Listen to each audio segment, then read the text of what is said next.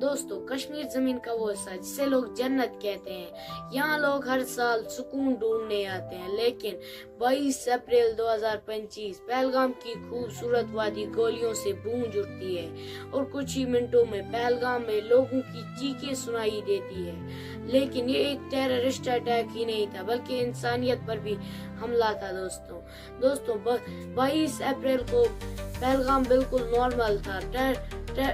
Tourist तस्वीरें खींच रहे थे और बच्चे खेल रहे थे। फैमिलीज अपनी छुट्टियां एंजॉय कर रही थी और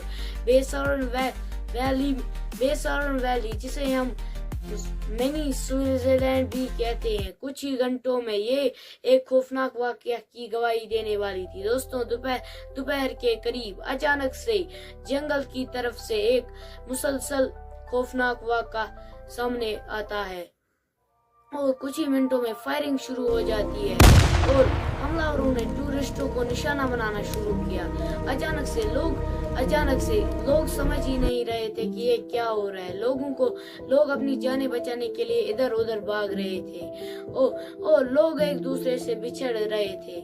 दोस्तों कुछ जख्मी तो जमीन पर गिर गए और इस हमले में कई लोगों की जानें गई और बहुत से जख्मी हो गए और पूरे मुल्क में गम की लहर दौड़ उठी और हर घर में डर और अफसोस का माहौल। दोस्तों इसी दर्द के बीच में कुछ कहानियां ऐसी भी है जिन्होंने इंसानियत को जिंदा रखा।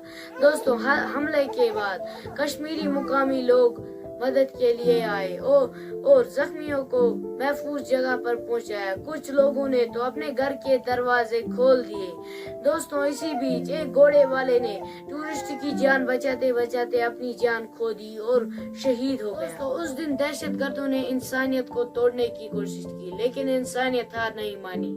हमले के बाद सिक्योरिटी एजेंसी ने बड़ा सर्च ऑपरेशन शुरू किया।